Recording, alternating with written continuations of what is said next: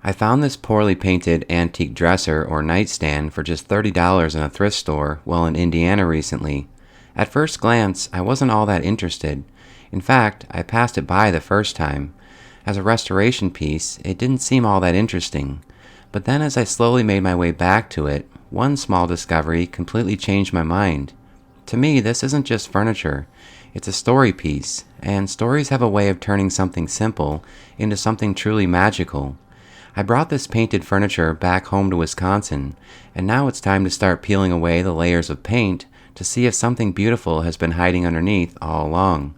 My name is Barry, and it's good to be with you again. As I'll soon discover, this special piece holds a quiet history that's tied to a small town near where I grew up, and that's exactly the kind of detail that turns a restoration into a story, not just a refinish.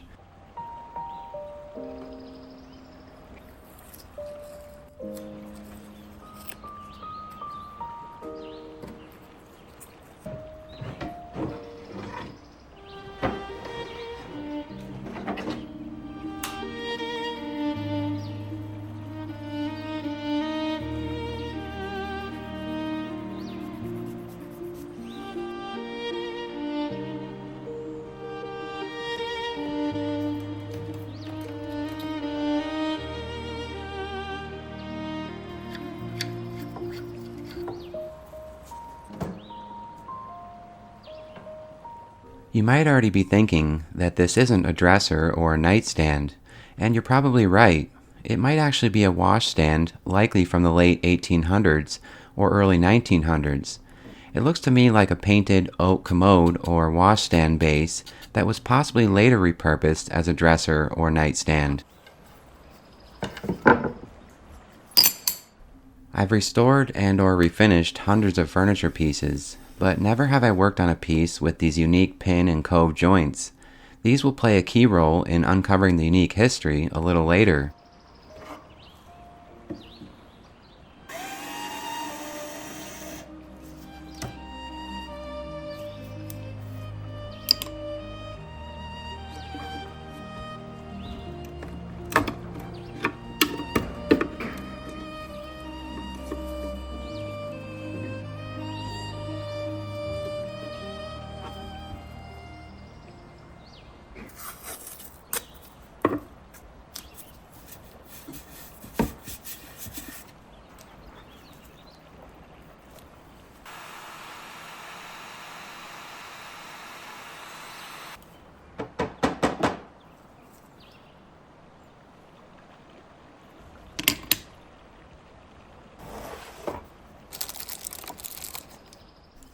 Once mostly disassembled, I'll begin brushing on a paint remover.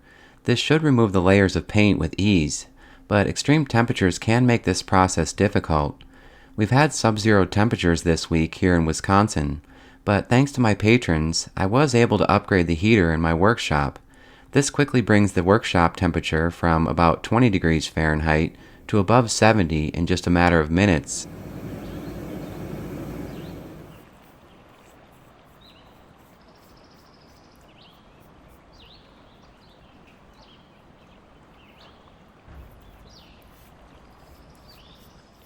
If you consider the kind of work you enjoy doing with your hands, I'm curious which of the following categories most of your work falls into. Most of my restoration projects tend to fall into one of these three categories: pieces I restore to sell for a profit, projects meant purely for education, and my personal favorite, the ones I call passion projects. The passion project restorations are often ones that don't make much sense on paper. They're the ones that take too long, cost too much, and probably won't ever pay me back financially. But they give me something else, a story worth telling. And this one, without question, is a passion project. And I'll do my best to explain why. On the same trip to Indiana, I found an old VHS tape for 25 cents in a local Goodwill. I suppose there are many true stories that could serve as inspiration while restoring an old forgotten piece of furniture. This movie just happened to be found at the same time I found this old washstand. The movie's about a true story that takes place during the Great Depression. It's a film that follows three broken or overlooked figures who come together around a horse. I've not seen the movie before, but I'm sure there are many lessons from the story that can be applied to restoring old neglected furniture. More importantly, in a world with so much noise, it's often relaxing to just play an old movie while I work. I don't know, perhaps you have a similar routine.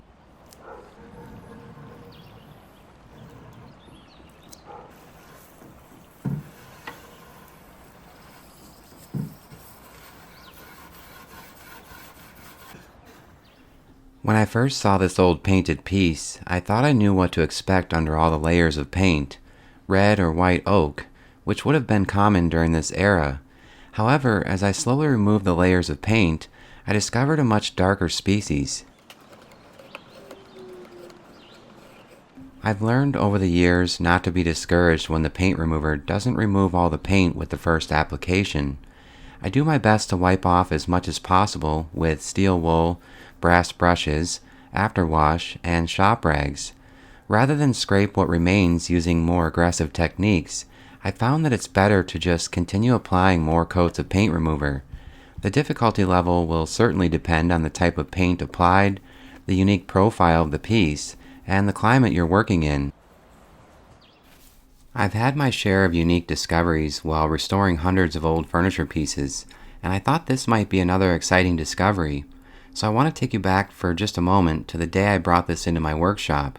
While moving this piece around, the top came apart, revealing what appeared to be an old envelope. In that moment, I did my best to carefully remove what I had found. I'm grateful to continue my long-term partnership with Lasfit, making these videos possible. Lasfit makes quality, affordable floor mats and bed liners, as well as other aftermarket products for hundreds of vehicle makes and models. I put a lot of miles on my vehicles, hunting down vintage furniture, and here in Wisconsin, it's important to protect my vehicles from rain, mud, snow, and salt. This can quickly destroy the upholstery in my vehicles, and for me it's becoming more important to find ways to protect my investments. I've been using Lasfit's all-weather floor mats and bed liner for several months, and I love them. Lasfit's mats are precision fit, laser measured for your exact vehicle, and they're made from a tough, flexible TPE material that's not only flexible, but easy to remove when it's time to clean them. A quick rinse and they look brand new again. The anti-skid surface keeps my cargo from moving around during transport, and the soft touch material helps prevent additional scratches and dents to the furniture. Compared to WeatherTech, I found that the Lasfit mats are thicker and feel more durable under my feet. Most importantly, I've noticed less slipping and more control. Lasfit floor mats are often praised for their balance of quality and affordability, making them a strong competitor to the more established WeatherTech brand. Check out the link in the video description, or visit lasfit.com to see if Lasfit offers floor mats or bed liners for your vehicle. You can use code MCM20 for 20% off your purchase, and thank you Lasfit for continuing to support my channel. This old envelope was stuck onto the wood, and despite my best efforts, it crumbled into pieces as I removed it. I figured in the midst of the excitement, the worst case scenario would be that this envelope would be blank and empty. Both proved to be true this time. Of course, if I had found a handwritten letter or something worth sharing, I suppose I would have led with that as a hook in the video thumbnail, or the first 30 seconds of the video. All of this false hope did, however, give me another idea that I'll share in a moment. There was only one keyhole cover on one drawer, and I didn't see any evidence that the other two drawers had this cover. I would imagine that they did, but for now, I'm not planning to make new ones. I intend to keep this piece, and I have a specific plan for it. For this project, I don't wish to restore it back to the way it was when new. I'd much rather preserve its years of character. As I look around my workshop and in my home, I have a much greater respect for the pieces that have been preserved, but show signs of normal wear and tear. They're survivors that tell a unique story. While reinforcing the structure of this washstand, I found several of these nails.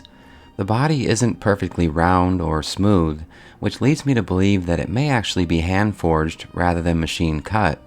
If I'm mistaken, and these were in fact machine-cut, they still date to around the mid to late 1800s.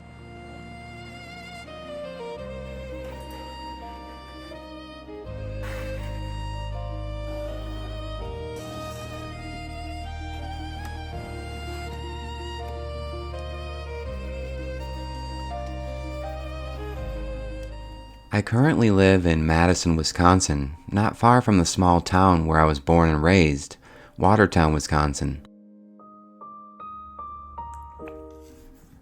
If I take the back roads home, I'd cross over the river and through the woods, passing first through the small town of Waterloo, Wisconsin. It's in this small town where some believe that Charles Knapp patented this machined pin and cove nap joint. However, further research would actually suggest that this nap joint likely first originated in Northampton, Massachusetts in 1867. With conflicting stories, I don't really know what to believe. Regardless, there's plenty of evidence that this joint was commonly used to build furniture in factories across Wisconsin during the late 1800s. So does the origin of this rare joint from the 1860s to early 1900s affect the value of this piece? Probably not, but it at least helps us date the piece, and it's fun to imagine that this furniture may have ties to the area where I grew up.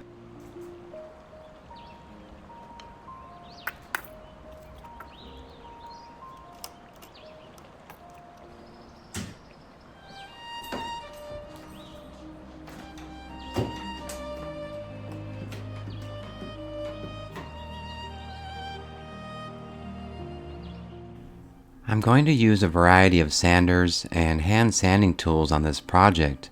I'll first sand most of the surfaces with 100 and 150 grit sandpaper, then use 180 grit and a few sanding sponges to prepare this piece for the new finishes.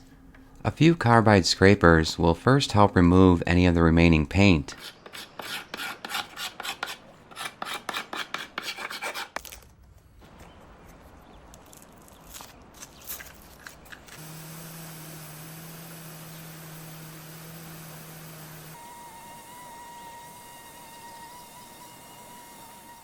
While sanding, it became clear to me that this piece was made using mostly solid American walnut. However, a much lighter species was used for most of the body, so it'll be important to try and match these two species when I go to stain and refinish this entire piece.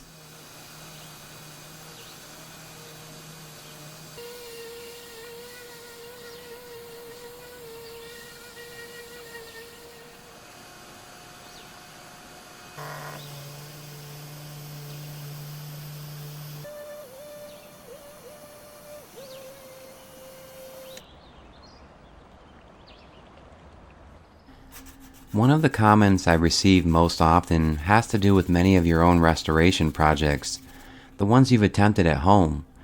A lot of you say that your work will never be as nice as mine, and I honestly couldn't disagree more. I rarely try to restore old, discarded furniture back to perfect, museum quality, factory fresh condition. What I love most is preserving the real character these pieces reveal.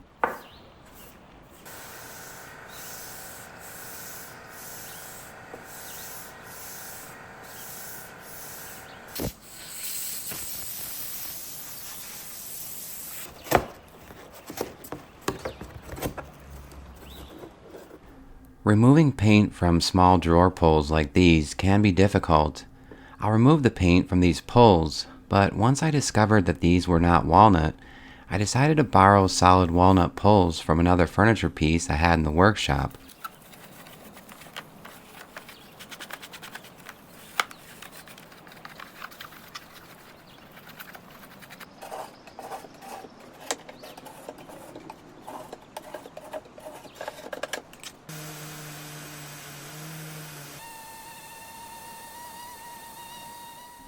There's no question that every ding and scratch, every worn edge, and every repair from long ago tells a story.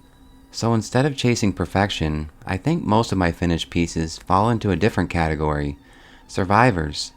Pieces that were loved for decades, or sometimes even centuries. And to me, that history, those quiet marks left behind by time, is exactly what makes them beautiful. So I would encourage you, if you're physically able and you have the workspace, find an old forgotten piece of furniture on Marketplace or in the thrift store and try to make it just a little better.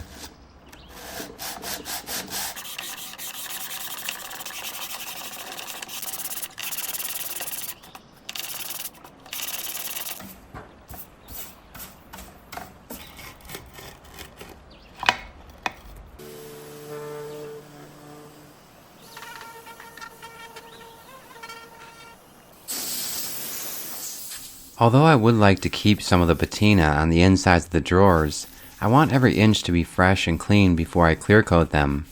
In order to sand every part, I decided to temporarily pull the bottoms out of the drawers. I should have known it was likely too good to be true, to end up with a beautifully sanded walnut washstand without any major blemishes. I discovered these very dark stains, likely something spilled over the top of the piece and down all 3 drawers, as you'll see.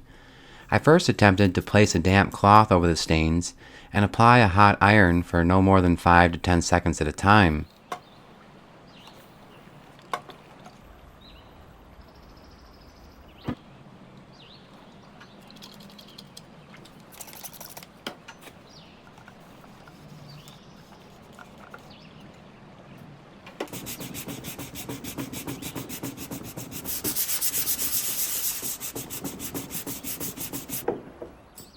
This had little to no effect, so I then applied oxalic acid to the stains at least 4 or 5 times.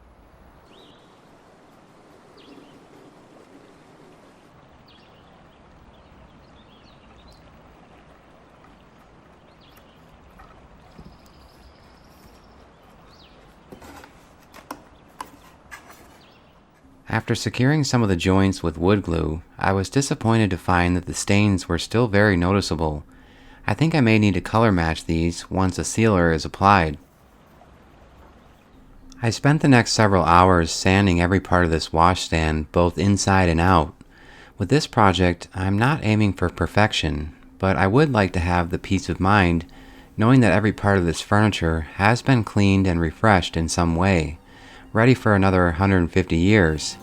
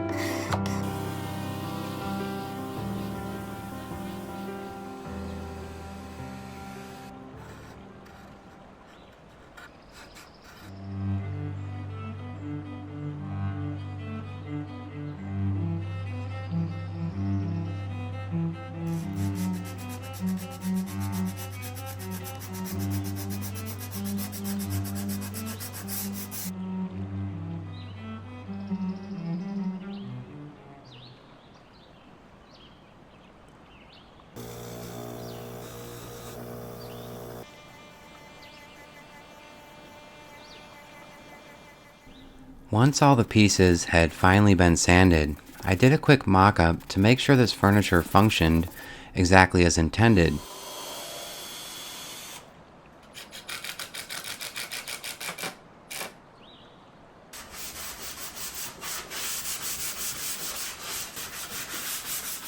When I first discovered that this was mostly walnut, my plan was to apply a natural penetrating oil.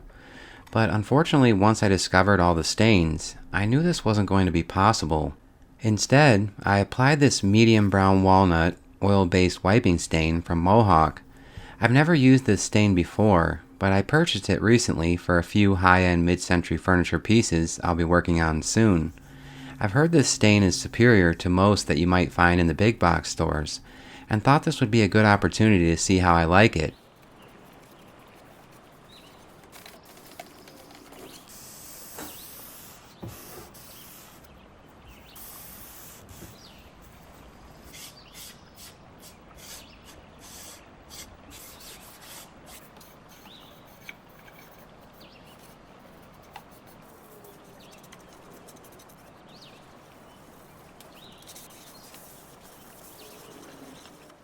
Once the stain had dried, I mixed a splash of lacquer thinner with this vinyl sealer.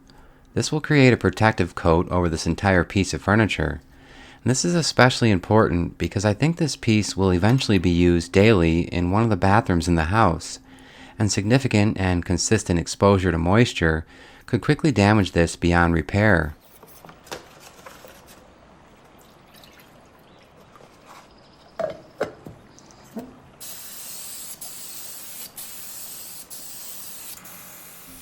You may notice how dark the stains are on the bottom of the furniture once the lacquer sealer is applied.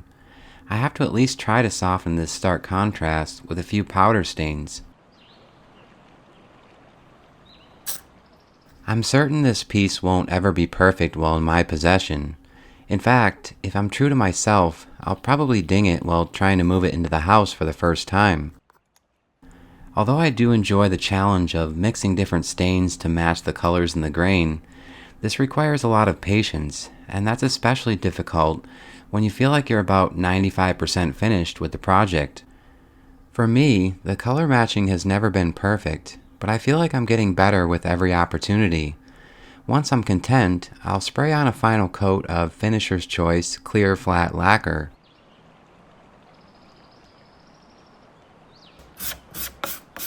I didn't find a handwritten letter while restoring this old washstand, but I knew how excited I felt when I at least discovered the envelope, so I decided to write my own letter that maybe someone else will find one day.